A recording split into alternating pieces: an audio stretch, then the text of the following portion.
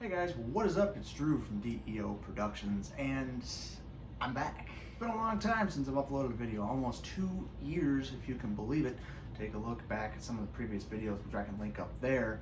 And, well, it's been quite crazy. But I do have some updates, I do have some things that you might like to hear, and just bringing you this video to try to keep the channel going. I appreciate all the subscribers, all the love I've been getting, the comments, the rates, everything. Gotta love it. Thank you guys so much. So in the last 2 years, well, not a lot has changed. I've taken up a new sport right over here, which I'm going to show you today. This is kind of a little combo video, welcome back, as well as a what's in the bag video of a new sport that I've taken up. Behind me to my right is going to be my home desk setup. Yes, that is right. COVID obviously has made us stay home and try to stay safe, and in doing so I get the luxury of being able to work from home, so that is an awesome thing that I'm able to do. And with that, I'm able to bring you guys some more videos, so stay tuned. Alright, enough of the welcome back stuff. Let's take a look at a sport that I have taken up a little over a year ago now that you guys might also be interested in. So the sport I took up is golf, and being a review channel and sports, anything about sports and reviews that I could do, I thought I'd bring to you a what's in the bag. Now this is going to be just a quick overview of what's in the bag, but I'm also going to do some more videos hopefully related around golf and maybe even equipment reviews. So drop a comment down below if you guys want to see some of that stuff, and of course if you do want to see it when I bring it out, make sure you hit subscribe, get that notification bell, make sure you get those notifications. So today I'm going to show you not only just equipment, what's in the bag, from irons to drivers to woods, but I'm also going to show you the ball I use, the bag I use, the rangefinder I use, as well as the shoes I use, and upcoming the wedges that I use. So I'm going to start with a less reviewed piece or less shown piece on a lot of people's channels when you look at what's in the bag. But I feel like it is important, and a lot of people don't really show them, and maybe it's just because, you know, whatever, but a lot of people do like to know what kind of shoes people are wearing. And the shoes that I have, I actually bought them just a couple of months ago. These are the FootJoy Pro SLs. Now, these are not cheap. They're a more expensive pair of shoes, but with how many rounds I'm playing a year, which ends up being probably 70 to 100 rounds a year, and here in Michigan you have to cram that into about 6 or 7 months. I figured it was very important to make the best investment in shoes I could, that was going to leave my feet dry, it was going to leave my feet comfortable, and it was going to be a shoe that I was going to be able to count on during all those rounds. Now, what's unique about these shoes is the fact that they have the BOA lacing system. So if you've never seen the BOA lacing system, it's a really nifty design. You can turn it to tighten up the shoe, and you can pull it out, and that is what loosens the shoe. They have a memory foam insert here. They do not have spikes, but they have just a traditional style golf shoe on the bottom. They don't have removable spikes or anything like that, so they probably will wear down over time. But this was one of the highest and best rated shoes you could buy on the market for golf. So I know you're probably saying, all right, let's get to some clubs. Well, not quite yet. Let's take a look at some other things that I use, including rangefinder and ball, before we do the clubs. So the rangefinder I'm using is a cheap, inexpensive, but very good unit that you can find a lot of places, and honestly is one of the best bang for your buck rangefinders out there. It is the Tech rangefinder. Now, this particular version is a V Pro 500S. This is a slope version rangefinder, and what's nice about it is it does give me a pretty accurate representation of the slope. It gets me the yardages I need, and for me, being a higher handicapper, newer golfer, only been playing for about a year, it's absolutely perfect for what I need. I haven't had to play too many courses where the slope comes into play, but when they do, it is nice to know that that extra yardage, you can pull a different club, and everything just works perfectly. Now, in terms of features, this isn't going to have as many features, say, as a more high-end rangefinder, but it does have everything your beginner golfer needs, and for cheap. Now, of course, you can buy GPS watches, you can buy apps like Golf Shot, things like that, that are going to give you yardage as well. But I feel like GPS can only be so accurate, and I really like the idea of a rangefinder just to back up that number. All right, so let's go on to the ball that I use, and a lot of people love to see the ball that higher handicappers use. Now, I am a higher handicap, and that's simply just because I'm still finding my game. You're going to see based on some of these clubs that I am a higher handicapper, newer golfer. But a lot of people like to know what ball people are using, and no, I do not use a Pro V1. I'm not that good. Not that a higher handicapper can't use a better golf ball like a Pro V1, but I still don't have the ability to quite stripe it down the middle of the fairway, and I tend to play a lot of courses that have trees on the left and right, and I don't want to lose a $50 box of balls in one round. So what I play is the Srixon Q-Star Tour. Now, this is a perfect middle ground ball for somebody like myself. It's got a urethane cover. It's a 3-piece construction, and it's $32.99 a dozen. Now, that still seems like very expensive for the average golfer. But it's better than paying $48 or $50 a dozen. I feel better about it at least. And I've gotten to a point where I'm not losing as many balls around, so I decided, okay, get myself a urethane cover, get a softer golf ball, something that doesn't feel like a rock, but feels like and gives me the performance of something a little nicer. So Srixon Q-Star Tour is my golf ball. All right, so I'm going to start with the wedges. Now, I only currently have a 56-degree wedge in the bag. I actually have on order some new wedges that I'm going to be showing you pretty soon. Those come from the same company that make my irons, so when you see my irons, you'll automatically just about know what they are. But the 56-degree that I do have in the bag, and the reason I keep it in the bag is because I love it out of the bunkers. It is the Cleveland CBX2, 56-degree with 12 degrees of bounce, dynamic gold 115 wedge flex. And what I love about it is that massive cavity and just the ease it gives you out of the sand. I don't usually use it off tight lies, and I will use it on flop shots too. You can open up the face really nicely on this. You can use it on flop shots. You can get it up in the air. Absolutely love it for those reasons.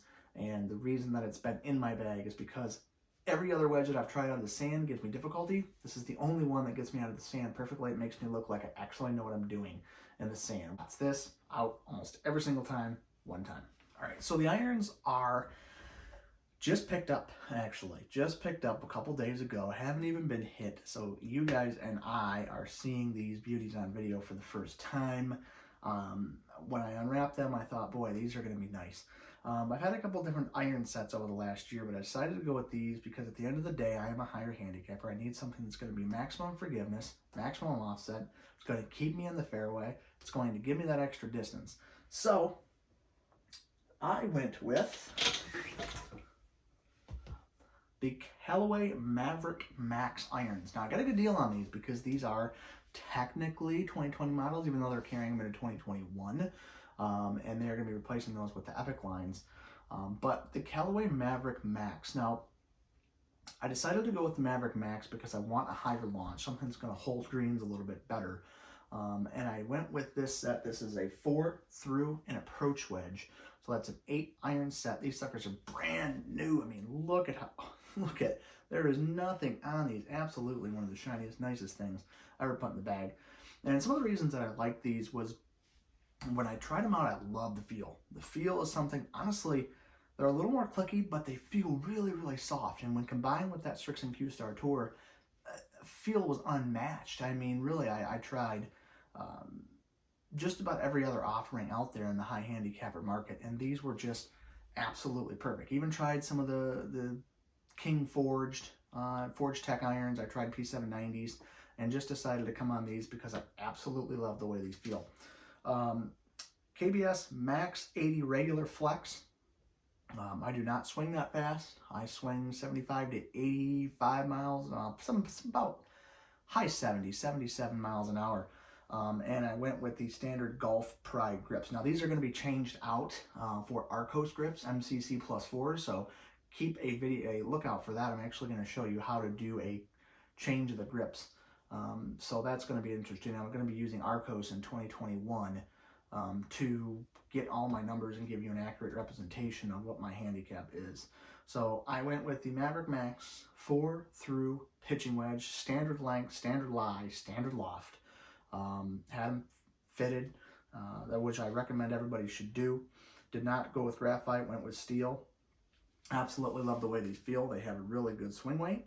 Everything about them is really nice. That double line in the bottom, super thick top line, which at first it took me a few seconds to get used to, but it inspires confidence. And I think I hit these irons probably 10 to 15 yards further than anything else I tried, so I had to go with these.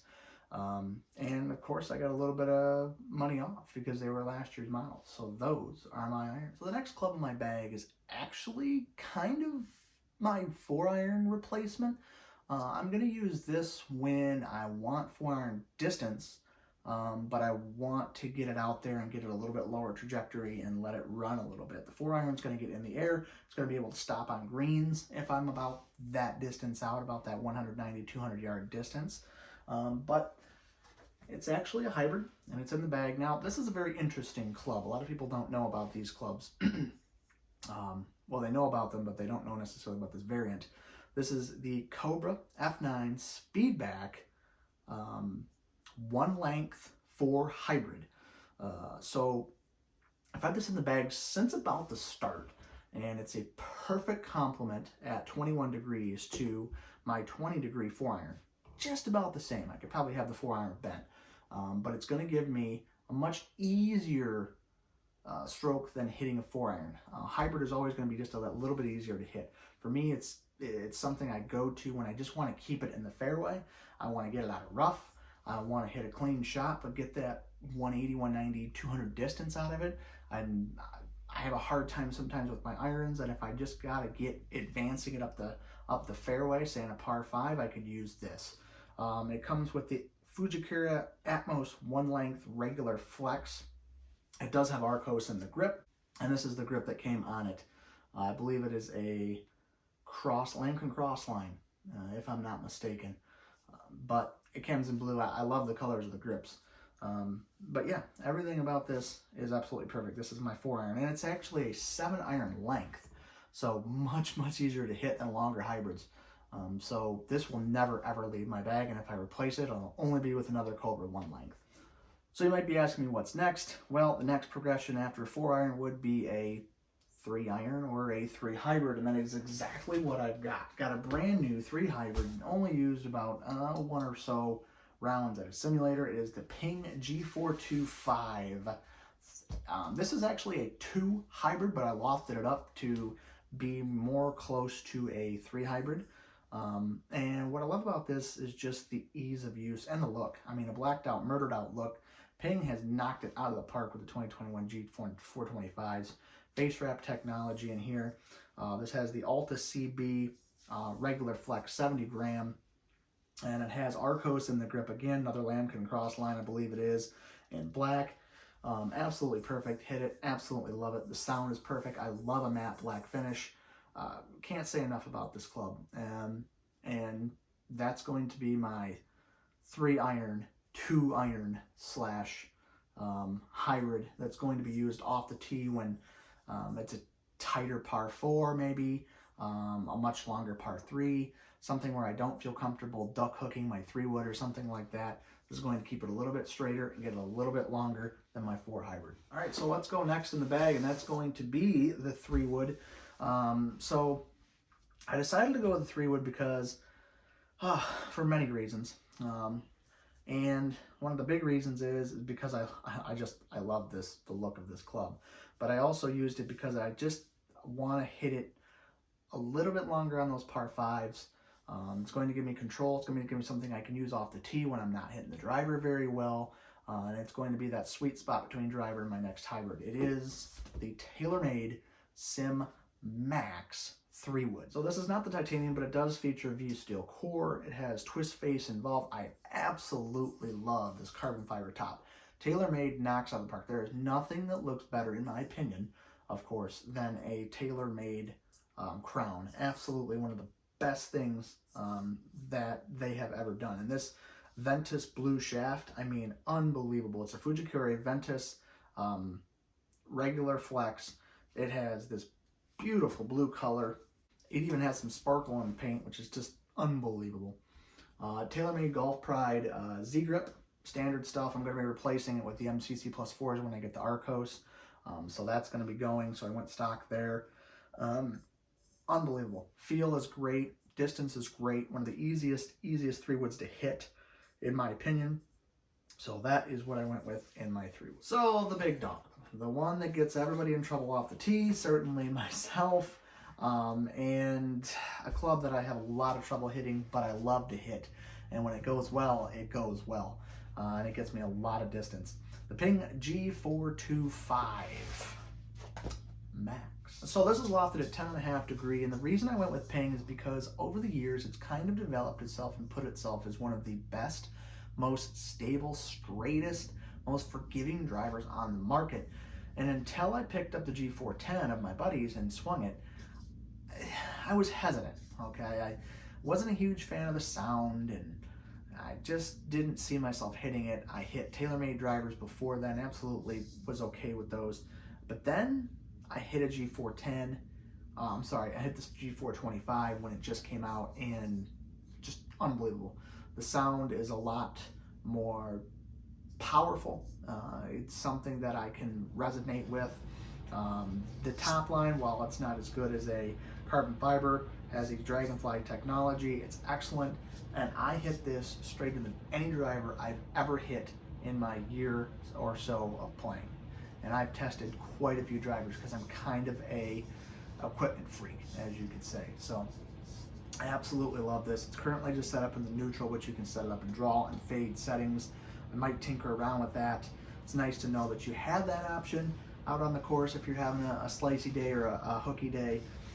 It comes with the Ultra CB 55 regular flex. I did not go with anything fancy, did not go with stiff. Again, only swing driver around maybe 85, 90 if that. It comes with the Arcos grip, which I probably will just keep on because, you know, there's no point. I absolutely love the feel of it. It's a good tackiness.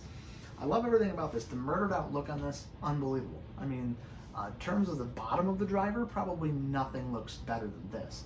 Top line, of course, somebody can beat it, and I've already got a cute little sky mark there. So, yeah, I've hit this a little bit. It's a really good driver, and it's the reason I put it in the bag is because I think it's going to hopefully hit me a lot more fairways. Now, you might be asking me, what is the putter choice of a higher handicapper? And honestly, putter is so subjective.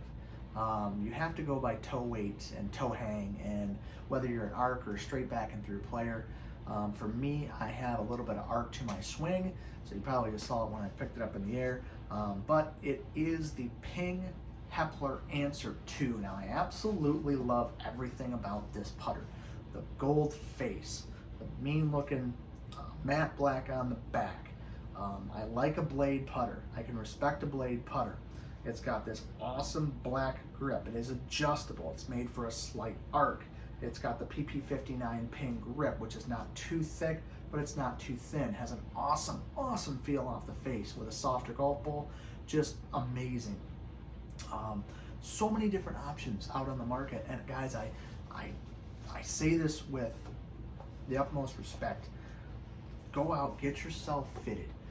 See what kind of putter is best for you, and then get whatever putter you want, to be honest. Get a Scotty Cameron if you want. I just didn't feel like a $500 putter was going to do anything better than this would, because at the end of the day, if you're a good putter, you're a good putter with any putter that you put in your hands, just about, as long as it's fit for you. So I went with this, a little bit cheaper, but still gave me a head cover, a good looking putter, really good feel off the face, really good looks. I'm a big looks person, so that is what I went with for a putter in the bag. All right, so let's take a look at some things I always have in my bag, which a lot of people may not think about, but I always have an extra sleeve of balls. Now, I've got probably 20 or 30 balls in here, but if you ever have a buddy that needs a ball, or maybe you're run out of balls, or you're playing in a tournament and you can maybe only have so many or whatever, I don't know if that's a rule, by the way, but I always have an extra sleeve of balls in there just in case you're having a bad day and put everything in there. I also have the tool for my Ping driver and hybrid, so if I needed to loft it, if I needed to change the weight in the driver to draw or fade, I've got that in there as well. I do not use a glove, but I do have a glove. At one point I did use a glove and I was okay with it, but I found myself taking it off too much for my own liking, so I decided to just go with tackier grips and just forego the glove. We've got some sunscreen, huge in Michigan with those hot days. We got a couple bottles of hand sanitizer. I've got a face guard for when it gets cold, or because it's COVID, anywhere you go, you're gonna have to probably wear a mask. And then I got like 5 or 6 pencils, probably more than that actually. I've got my putter adjustment, even though I'm probably not going to need that. And then I've just got some ball markers in there as well. Now this bag is a tailor-made hybrid stand bag. It's got 14-way full dividers. Love everything about it. Great looking bag, sleek, stylish. I went with the gray and black option with red. A couple different options you can go there as well. But the tees that I use, which I have tons of tees in here as well. I've got zero friction tees, which I absolutely love. And then I have the Performance One Length Plus standard stuff. Thinking about getting some of those tees that are wooden that have a certain amount of thickness here, and then it's really skinny that you can only put in a certain distance so that I can get an accurate tee height every single time. But hit me up below what you guys use for tees, and maybe I'll think. So the last thing that I wanted to show you what was in the bag was my wedges, and they're not here. They're made by the same company that makes my irons, so Callaway, and they are on their way, 52 and 60 degree. So when they come, I'm going to do a review, so check out, make sure you check out my channel for that. But guys, if you enjoyed this video, drop a comment below. Tell me what you think of my setup. Tell me what is in your bag. I'd love to see what's in your guys' bag. I'd love to check out your channel. Make sure you subscribe, comment, like, do everything you can. I love the support that I've been getting from you guys. Thank you. I'm back. I would love to do some more videos. And guys, if you want to see me go out on the course and film some videos, maybe 9-hole videos, 9-hole blogs, how I play shots as a higher handicapper, let me know. Comment down below. I would love to do some videos for you guys. Thanks so much for watching this video. Thanks. Have a great day.